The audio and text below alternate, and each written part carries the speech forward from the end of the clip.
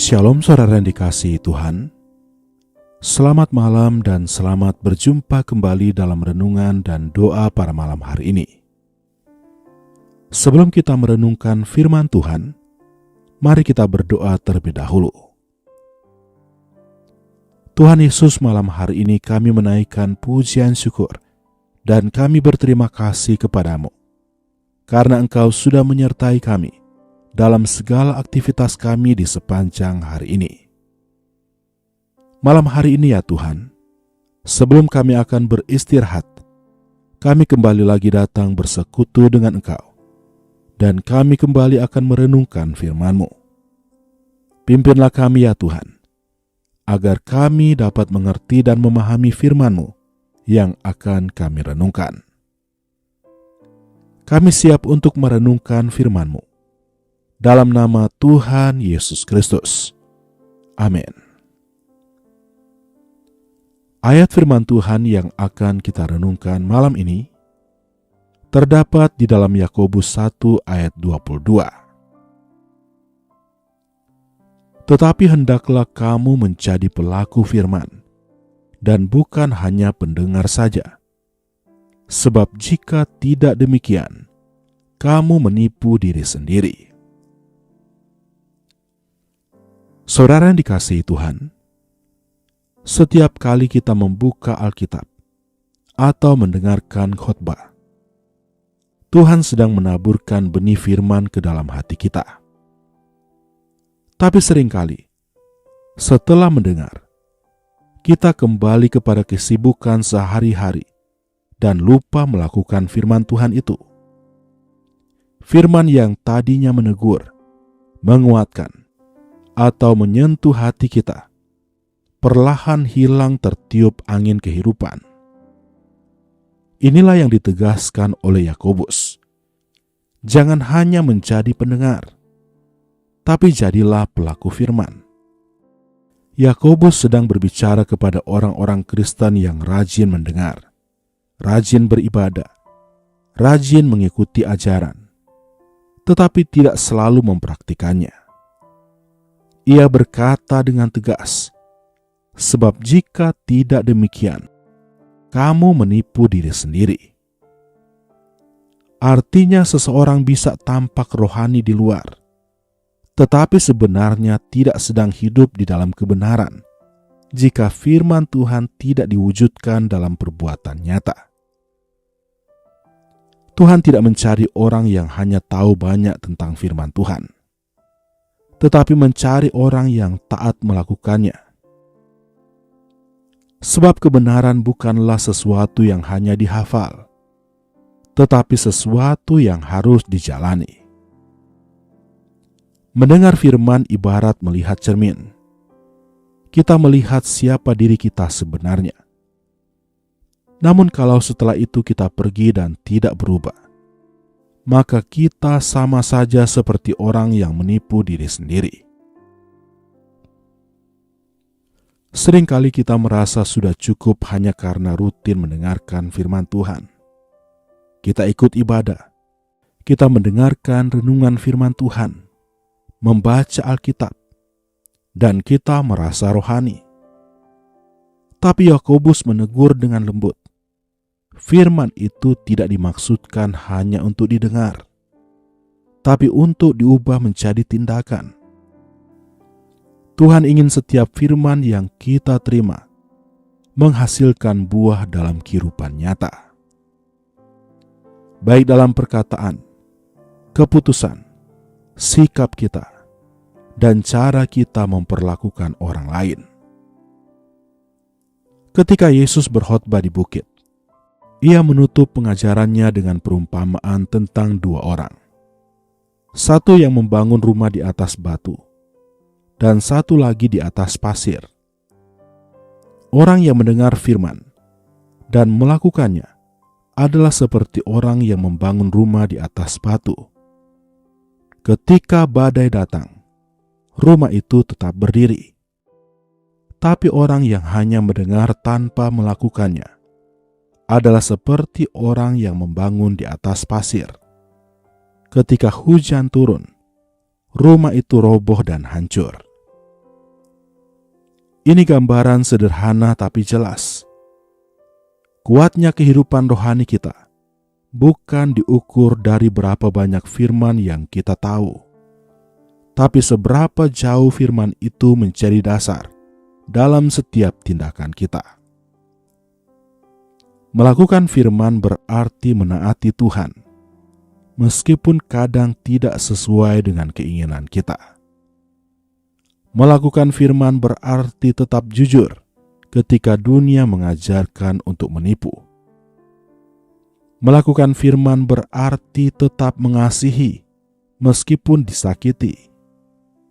Melakukan firman berarti tetap sabar ketika keadaan tidak berubah. Melakukan firman berarti tetap percaya ketika kita tidak mengerti jalan Tuhan. Firman Tuhan tidak diberikan untuk menghiasi pikiran, tetapi untuk mengubahkan hati. Setiap perintah Tuhan adalah kebenaran yang membawa kehidupan, dan setiap ketaatan kecil membuka jalan bagi mujizat besar.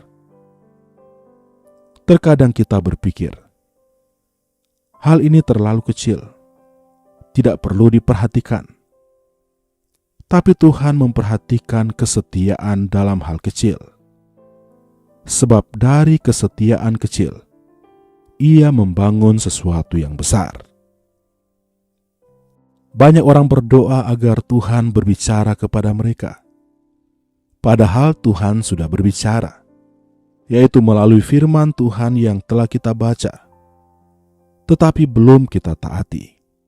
Sering kita meminta kuasa Tuhan dinyatakan, tapi kita mengabaikan ketaatan kepada firman-Nya. Padahal kuasa Tuhan nyata ketika kita mulai melakukan firman Tuhan, baik dalam hal mengampuni, bersyukur, mengasihi, hidup jujur, dan seterusnya. Ketika kita mulai melangkah dalam ketaatan, sekalipun kecil, maka Tuhan mulai bekerja dengan cara yang luar biasa. Karena setiap langkah iman, sekecil apapun, adalah benih yang tumbuh menjadi kehidupan yang diberkati. Menjadi pelaku firman berarti membiarkan firman itu mengubah gaya hidup kita sehari-hari. Bukan hanya ketika kita berada di gereja, tapi juga di rumah, ketika kita bekerja, di tempat kita belajar, dan di tengah orang-orang yang berbeda dengan kita. Firman Tuhan bukan hanya untuk didengar di ruang ibadah, tetapi untuk dihidupi di dunia nyata. Orang yang melakukan firman Tuhan adalah kesaksian yang paling kuat bagi dunia. Orang bisa menolak ajaran kita, tapi mereka tidak bisa menolak kehidupan yang mencerminkan Kristus. Ketika kita hidup dalam kasih, sabar dalam tekanan, setia dalam tanggung jawab, dan tetap bersyukur dalam penderitaan sekalipun, maka dunia akan melihat Yesus hidup di dalam kita. Pagi mungkin menjadi waktu mendengarkan firman, tapi malam adalah waktu mengoreksi diri. Apakah aku sudah melakukannya hari ini? Apakah aku sudah mengasihi seperti yang Tuhan perintahkan? Apakah aku sudah hidup jujur, rendah hati, dan mengampuni seperti firman yang aku dengar? Renungan malam ini adalah panggilan untuk merenungkan dalam hati. Bukan seberapa sering kita mendengarkan firman, tetapi seberapa banyak firman itu membentuk hidup kita.